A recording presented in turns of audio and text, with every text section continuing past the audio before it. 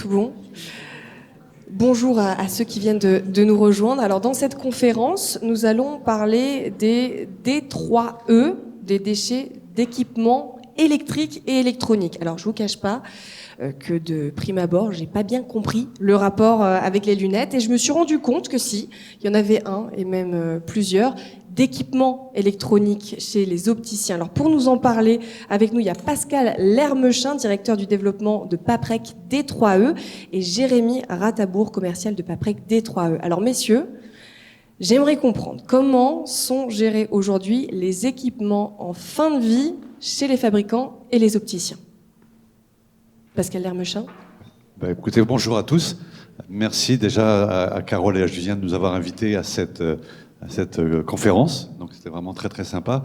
Donc effectivement, avec Jérémy, on travaille chez Paprec. Paprec, c'est le leader de l'économie. Alors j'ai préparé quelques slides derrière pour vous voyez derrière moi. On est le leader de l'économie circulaire en France. On traite en France, Suisse, Allemagne, on traite en France 18 millions de tonnes, donc sur tous les types de déchets.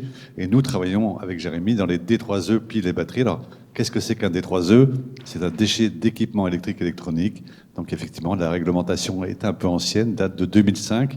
Mais on se rend compte avec Jérémy au quotidien qu'on a encore beaucoup de travail de pédagogie, comme vous l'avez dit, à expliquer ce que c'est qu'un D3E, comment le gérer, comment le collecter, faire en sorte qu'il soit bien valorisé. À une époque où on parle de décarbonation, on parle de pénurie des matières premières, du cuivre, du fer et de l'aluminium. Donc on a vraiment un challenge important à ce niveau-là. Alors moi je suis, alors je ne le suis pas, mais admettons que je sois opticien, je vous appelle. Vous me dites quoi? Comment ça se passe cette conversation téléphonique? Jérémy Ratabour. Alors, dans l'idée, bon, déjà, on voit un petit peu le matériel. Il a allumé, ouais. Et donc, nous, grosso modo, on va récupérer tout ce qui va être matériel informatique, les machines. Donc, ça va être tout ce qui est meuleuse, petit équipement électronique. Et donc, après, l'idée sera de venir le collecter pour ensuite que nous, on puisse le recycler. Donc, dans nos usines, on est capable de les trier, de faire du réemploi, de la réutilisation. En fonction du type de matériel ou de la valorisation matière. Et ça m'amène à cette première question à laquelle vous n'avez pas répondu. Comment sont gérés les équipements en fin de vie, justement? Alors, pour bien répondre à votre question, il faut bien repréciser ce que c'est qu'est-ce qu'on trouve. Et on a derrière la slide, derrière moi, deux types d'équipements, des équipements informatiques et des équipements plutôt de TIC comme ça, des équipements de mesure, des équipements de précision qui servent à ajuster les lunettes, à faire en sorte qu'on voit tous très très bien. Et pour traiter ces produits, il faut déjà bien les identifier, les caractériser, et on a des solutions de démantèlement et de traitement. Alors on a quelques photos derrière, voilà, vous voyez nos installations de traitement derrière. C'est des installations qui sont mécanisées, qui sont automatisées avec du tri, la séparation, etc. Ça, c'est pour les gros équipements. Et ça permet effectivement, c'est une installation qui gère à peu près 20 000 tonnes à l'année. Et ça permet de broyer, récupérer et valoriser le cuivre, l'aluminium, le fer et les plastiques. Et on voit là, les petits tas plastiques, ferreux, non ferreux, ça c'est les matières Absolument. Que vous allez essayer de récupérer. Et notre problème avec Jérémy, c'est que ces produits sont beaucoup envoyés dans des filières un peu informelles, des ferrailleurs ou des filières qui ne sont pas vraiment adaptées et contrôlées. Donc on a un travail avec Jérémy de bien aiguiller, de bien être en phase avec vous pour bien aiguiller ces produits vers ces centres. Quand vous dites qu'il y a un problème, ça veut dire que c'est les magasins qui vont envoyer aux mauvaises personnes, entre guillemets ? La plupart du temps, moi, pour avoir travaillé en magasin pendant un petit bout de temps, généralement, ça traîne dans des tiroirs. C'est pas forcément collecté, c'est pas recyclé. Et grosso modo, voilà, ça fait des tas, on ne sait pas quoi en faire. Mais effectivement, sur le D3E, c'est vraiment une filière où il y a de la traçabilité, où il y a vraiment quelque chose de réglementaire. Et ça, clairement, tant qu'on n'y est pas confronté, on ne le sait pas. Ce qui fait qu'en fait, ce n'est pas du tout traité généralement. On a mis derrière moi une photo où on voit qu'est-ce qu'il y a exactement dans les magasins d'optique, qu'est-ce qu'on rencontre. Peut-être que Jérémy, tu peux commenter. Donc là, voilà tout le matériel qu'on est susceptible, nous, en termes de D3E, de collecter, de recycler. Donc on sait que voilà, il y a quand même pas mal de magasins où on a ce matériel-là. Par exemple, pour l'informatique, grosso modo, ça représente peut-être 5 ou 6 ordinateurs par magasin, en moyenne. Donc ça fait quand même un gros volume. Et donc là, après, l'idée, c'est qu'on sait qu'il y a des choses qui sont cassées ou qui ne fonctionnent plus et on ne le retraite pas. Donc là, on a un exemple de tout le matériel qu'on peut trouver en magasin. Vous avez parlé justement effectivement des matières que vous allez chercher, du défi aussi de la pédagogie à faire aussi dans les magasins. Quel est le plus grand défi justement du recyclage de ce type de déchets? Le défi, aujourd'hui, qu'est-ce qui peut potentiellement être plus compliqué? Ça se trouve, tout est simple, hein, et je me trompe peut-être. Mais... Je pense que c'est la mise en place, le côté logistique, vraiment le fait de venir collecter dans les points de vente. On sait qu'il y a certaines enseignes qui sont capables de rapatrier le matériel pour le stocker et faire vraiment du gros volume. Après, c'est vrai que quand c'est dans des petits magasins, c'est forcément un peu plus compliqué. Aujourd'hui, et on en a parlé justement avec Julien Ril dans la conférence précédente, les verres de lunettes ne se recyclent pas. Alors, est-ce que c'est au programme du service recherche et développement de Paprec? Alors, on travaille effectivement dessus. C'est un peu compliqué. Nous, on fait tous les deux dans la division D3E. On a une division plastique qui travaille sur tous ces sujets. Et bon, ils ont eu quelques cas d'études là-dessus, mais ce sont des projets en cours pour l'instant. Donc, pas aboutis pour le moment parce que les verres les plastiques sont un peu complexes. Donc voilà. Donc en cours. Mais c'est à l'étude. C'est à l'étude. On ne sait pas encore quand. C'est pas encore quand. Je dirais, là, on est en mesure de dire oui, les D3E, tous les équipements des magasins d'optique, on peut les récupérer, les massifier, les traiter. Ça, oui, aucun problème. Après, c'est juste effectivement beaucoup de pédagogie. On est tout le temps sur le terrain avec Jérémy et on voit bien effectivement que tous les gens ne connaissent pas forcément toutes les filières. Voilà. Donc c'est plus un travail de pédagogie d'information. Quelles sont les interrogations justement qui reviennent le plus souvent? Les interrogations, c'est comment collecter, nous trouver déjà, savoir qui on existe. Donc voilà, savoir qu'il y a des centres qui existent. Et puis souvent, les magasins d'optique, ils sont leur quotidien, de faire leur travail au quotidien. Ils n'ont pas à chercher les bonnes filières. Donc c'est d'arriver à les aiguiller, à leur dire oui, c'est possible, comme le disait Jérémy, à trouver des solutions logistiques, à leur expliquer qu'un ferrailleur ou envoyer à l'export, c'est pas pareil qu'envoyer sur un centre comme je vous ai montré derrière moi. Voilà, c'est ça un peu notre travail. Et que ce n'est pas une contrainte supplémentaire? Non, c'est en soi justement l'idée c'est de le faire de manière simple, surtout que là voilà, nous dans l'idée c'est qu'on vient vraiment collecter, après on s'occupe de tout le reste. Donc c'est juste réussir à trouver le temps avec l'opticien pour aller collecter. Mais voilà. Et pour compléter ce que dit Jérémy, on est dans une époque, peut-être que vous avez tous entendu de France Nation Verte, on parle de décarbonation. Et là, on a tous notre rôle à jouer, parce qu'il faut voir, c'est sur le programme du Premier ministre, le secteur du déchet représente 3-4% des émissions de CO2. Donc il faut qu'on envoie les D3E dans la bonne filière pour décarboner. Si on envoie ça dans une filière informelle, ça ne va pas décarboner. Donc on a tous un effort à faire pour envoyer ces produits au bon endroit. Et voilà, et participer à la trajectoire zéro carbone en 2050. Alors justement, pourquoi, alors ça paraît évident, mais pourquoi il est important de décarboner le secteur de l'optique? Parce qu'il faut tout décarboner. Il faut décarboner le transport, rouler en véhicule électrique, il faut isoler vos logements pour participer à moins d'émanations de gaz. Et puis le déchet, c'est 3-4% des émanations de CO2. Donc il faut décarboner le secteur de l'optique, faire en sorte que les D3E de l'optique qu'on a vu derrière moi soient envoyés dans les bonnes filières et que, à travers cet effort de recyclage, on permet de recycler le cuivre, recycler l'aluminium, le fer et renvoyer ces matières premières vers les fondeurs, des chirurgistes, etc. Voilà, c'est ça le travail à faire. Vous parliez tout à l'heure de traçabilité, ça c'est une question importante. Il y a des points, des nœuds de ce point de vue-là, au niveau de la traçabilité justement de ces objets, de ces déchets? Alors oui, en fait, il faut savoir que tout ce qui est D3E, c'est considéré comme des déchets dangereux, parce que du fait qu'il y ait des polluants dedans. Donc il y a une obligation de suivre la plateforme qui s'appelle Track Déchets, qui est une plateforme gouvernementale. Ça a été mis en place en 2022. Et donc vraiment, c'est pour vraiment suivre le déchet de A à Z, donc du producteur, en l'occurrence l'opticien, un fabricant, peu importe, jusqu'au traiteur, celui qui va le recycler, donc nous par exemple. Et vraiment, c'est une plateforme gouvernementale qui fait vraiment l'intégralité du suivi. Pourquoi c'est important justement de pouvoir tracer comme ça un déchet que vous disiez qui sont considérés comme dangereux? Alors justement, pour pas que ça se retrouve partout dans la nature, on a le cas, on le voit actuellement, il y a certaines sociétés pas au fait ou qui n'ont pas envie de s'y mettre, qui vont jeter ça dans la nature, tout simplement. L'autre souci aussi, c'est que les opticiens, il y a forcément tout ce qui va être données personnelles. Donc là, on va toucher à tout ce qui est RGPD. Donc l'avantage, c'est qu'au moins, on sait où vont les déchets, on sait qui les traite, et au moins, tout est fait de A à Z. Il n'y aura pas de fuite, en tout cas, à ce niveau-là. Alors vous parliez justement des données personnelles. Comment on respecte le règlement général sur la protection des données ? Alors, nous, on a mis en place justement tout ce qui est destruction de données. Donc, soit si le matériel est encore en état de fonctionnement, entre guillemets, mais obsolète, on va réussir à effacer les données sur les disques durs directement. Et par exemple, après, pouvoir faire de la réutilisation, du réemploi ou de la valorisation matière. Donc c'est quelque chose, dès que vous recevez le matériel, c'est la première chose que vous faites ? Oui.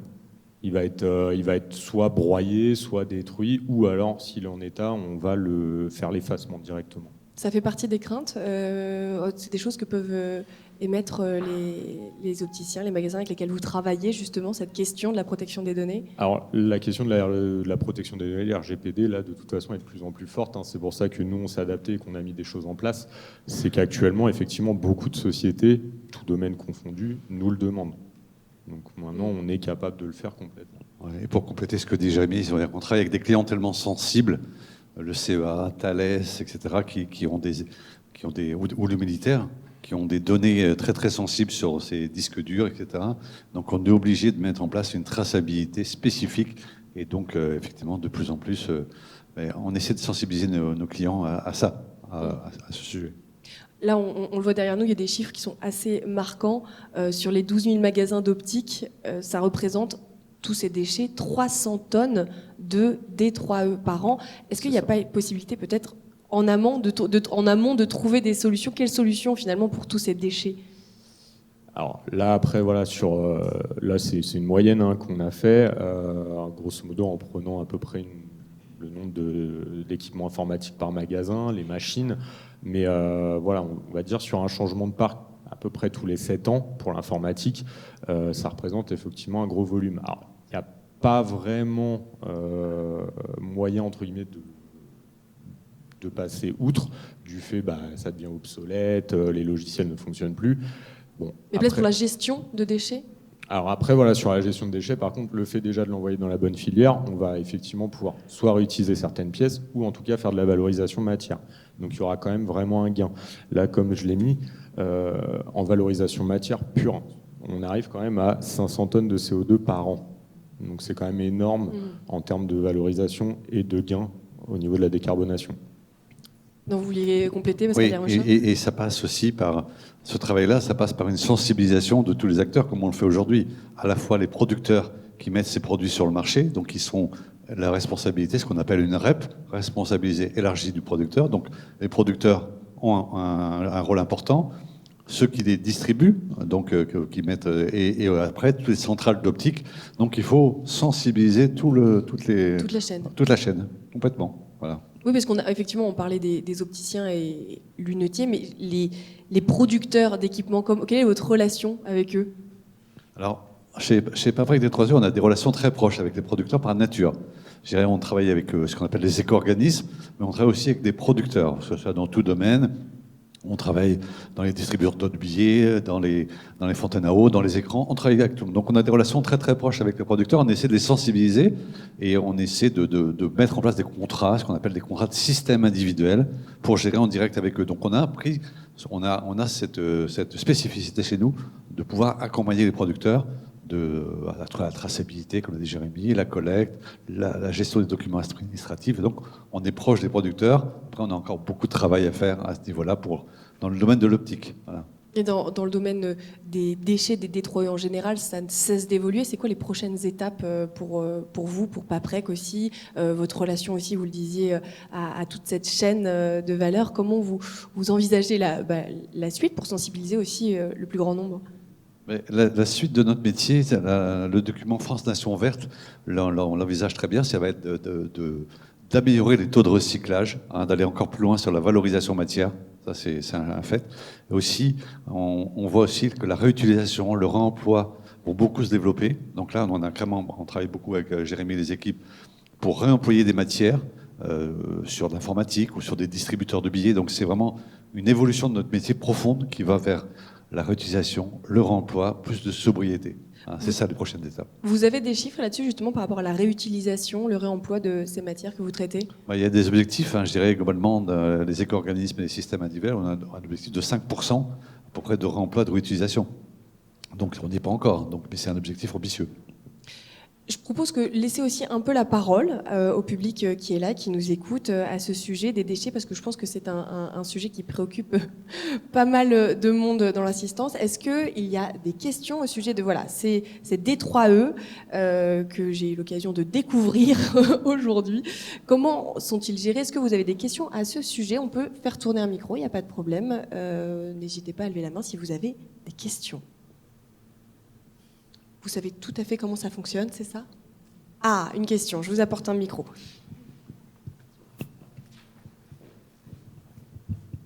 Merci. Alors, Pierre, je suis opticien. Vous parlez beaucoup au niveau de Paprec de la collecte des déchets. Est-ce que vous récupérez uniquement des déchets? Est-ce que ce sont toujours des équipements qui sont HS? Ou est-ce qu'il y a encore des équipements qui sont en état de fonctionnement? Et si oui, est-ce que ces équipements, avant de les recycler, est-ce qu'il ne serait pas mieux de pouvoir les réemployer, voire les reconditionner à d'autres usages? Je pense par exemple aux écoles d'optique qui pourraient avoir des besoins, plutôt qu'acheter des machines neuves ou plus obsolètes et qui permettraient d'économiser de l'énergie plutôt que de détruire et après recycler les éléments qui sont à 5% recyclés pour l'instant et réutilisés. Alors si effectivement, nous, on ne part pas de base sur le principe que c'est forcément de la destruction ou du broyage ou des choses comme ça. Par exemple, sur tout ce qui est informatique, il y a systématiquement un contrôle. On voit si effectivement il y a possibilité de le réemployer ou de le réutiliser. D'où l'effacement des données. C'est justement dans cette préparation.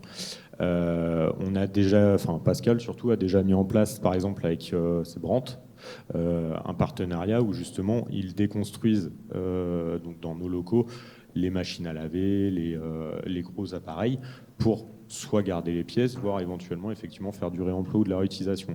Mais nous, l'objectif, c'est effectivement de tendre plus vers cette partie-là, pas systématiquement sur du broyage ou de la valorisation matière. Mais après, là, effectivement, Pascal parlait de 5%. Après, il faut savoir que ça, c'est la réemploi-réutilisation. Il y a quand même quand on fait, nous, le broyage, après, c'est pour valorisation matière. Et grosso modo, on arrive à valoriser à peu près 80% au global. Valorisation dans le sens réemploi? Alors, soit en création de matières principales secondaires, donc on va recréer du fer, de l'aluminium, et ça va permettre de gagner beaucoup on gagne beaucoup en émissions de CO2 en faisant ça plutôt qu'en créant la matière première de base. Et pour compléter votre question, on veut accompagner les producteurs sur la gestion de leurs pièces détachées. C'est ce qui est prévu dans le France Nation Verte, c'est que tous, on puisse avoir des pièces détachées d'occasion, à la fois sur des machines à laver, par exemple, au sèche-linge, mais ça peut être aussi sur des équipements d'optique, de mesure, de gérer des pièces détachées et puis de les mettre à disposition des producteurs, par exemple. Ça, on est tout à fait favorable, on a l'organisation pour le faire. Donc oui, et puis vous accompagner.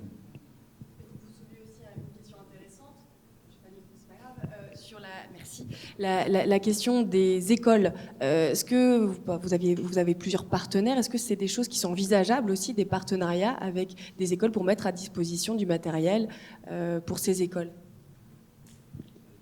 Non, c'est tout à fait possible, il n'y a aucun problème.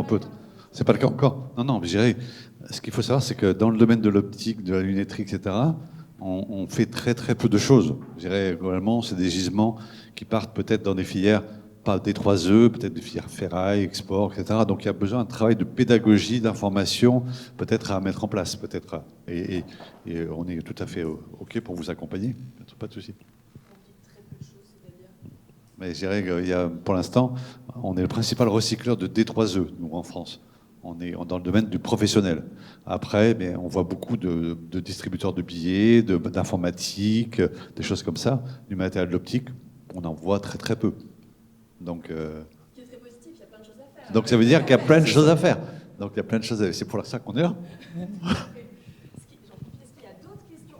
Moi, j'ai une question sous la sorte à ça, c'est vu que vous récupérez peu de matériel de notre filière, qu'est-ce qui pourrait être mis en place pour améliorer votre taux de collecte et qu'on puisse vous envoyer plus de matériel? Après, on ne change pas les ordinateurs tous les 2 jours, mais il y a quand même beaucoup de points de vente sur le territoire. Il doit y avoir moyen de récupérer de manière peut-être à la fois locale, mais aussi de recentraliser et de pouvoir faire des collectes plus globales, plus massives. Il y a des centrales d'achat, il y a des grosses structures dans le domaine de l'optique qui doivent avoir du matériel à vous fournir. Qu'est-ce qui pourrait être mis en place et qu'est-ce qui vous limite à ça?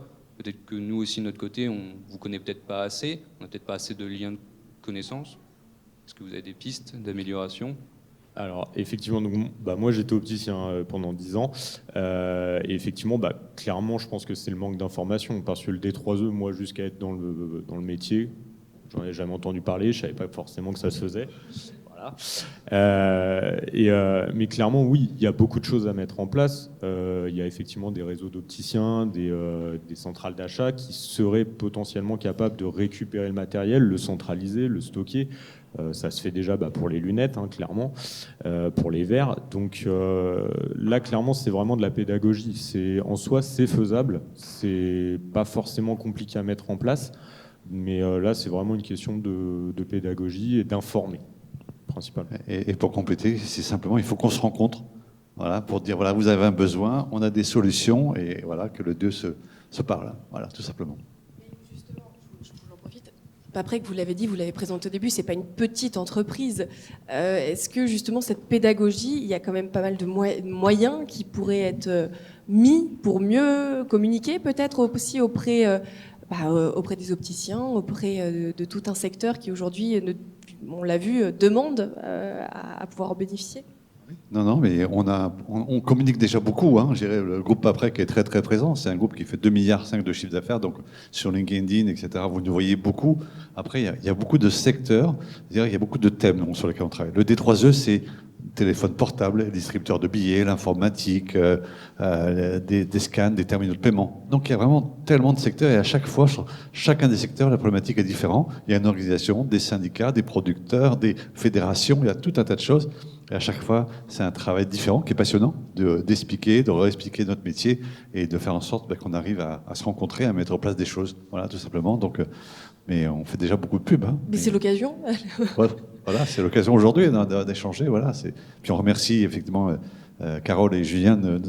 On s'est rencontrés un peu par hasard, parce que pour vous expliquer, j'ai rencontré Carole. On veut tout savoir. J'ai rencontré Carole sur un salon qui s'appelle Change Now, qui est au Grand Palais. Et j'ai trouvé vraiment la démarche de Carole très très intéressante. Mais on s'est dit.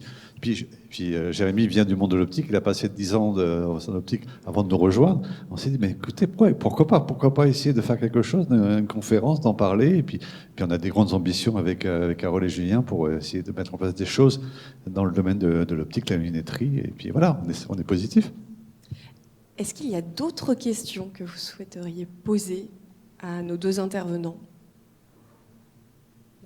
Oui.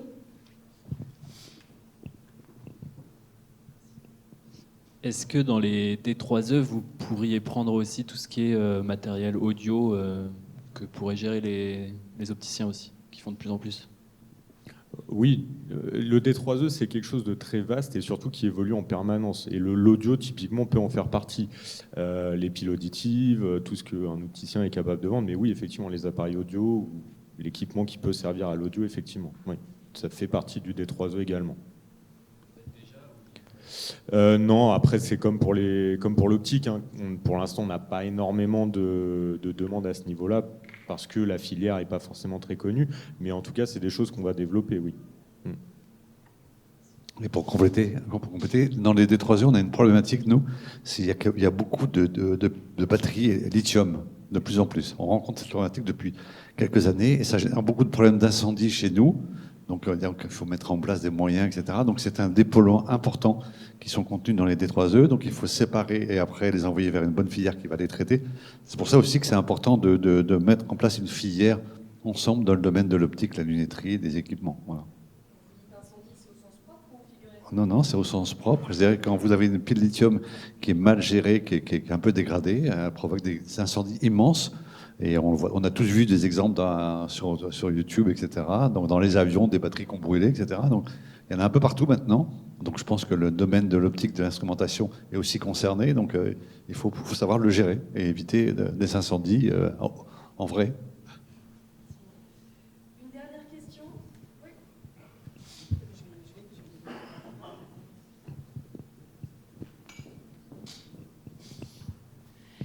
Merci, bonjour. Une question pour que ce soit un peu plus clair pour moi, parce que du coup, effectivement, donc vous vous inscrivez comme étant un industriel pour collecter des produits dans le cadre de la D3E. Si on revient sur l'audio ou même sur les équipements effectivement d'optique pour les mesures, je ne comprends pas bien, du coup, quels sont vos liens avec les producteurs et voire même avec les éco-organismes qui, eux, doivent organiser la collecte de ces produits-là. Donc finalement, pour un opticien, aujourd'hui, vers qui il doit plutôt s'adresser? Est-ce que c'est vers son éco-organisme? Est-ce que c'est vers vous? Quelle est finalement la valeur un petit peu ajoutée par rapport à votre rôle dans ces filières? Alors, c'est une très bonne question. C'est vrai que le monde du D3E, c'est un monde un peu particulier. Donc, je ne parle que du pro.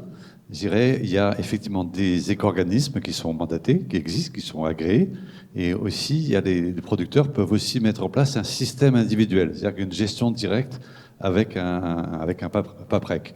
Donc là, il faut que les producteurs choisissent leur mode d'organisation entre éco-organisme et système individuel. Donc ça, c'est la réglementation. Donc nous, on a accompagné des producteurs dans leur démarche d'agrément, parce que maintenant, il faut un agrément pour les faire agréer et passage en commission CIFREP. Donc on l'a fait avec des gens comme Diebold, NCR, Acrelec, des gens comme ça qui se sont agréés. Donc c'est un petit peu technique. Mais effectivement, voilà, donc on est capable d'accompagner des producteurs directement dans ces démarches. Après, un magasin d'optique, après, tout dépend de quel matériel il peut avoir. Donc c'est certain que le producteur peut avoir un rôle à jouer, coordonner, mettre en place la filière, l'organiser. Quand des magasins d'optique ont du matériel, après il peut y avoir plusieurs types d'équipements.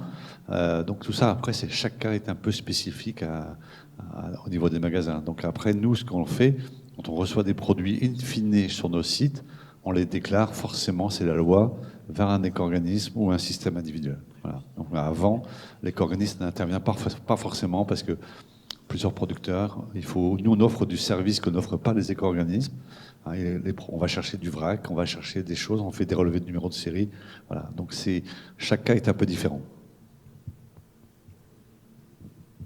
Eh bien, merci beaucoup à tous les deux, Pascal Lermechin et Jérémy Ratabour, directeur du développement et commercial de PAPREC D3E. On a 15 minutes de petite pause avant de parler RSE dans notre prochaine conférence.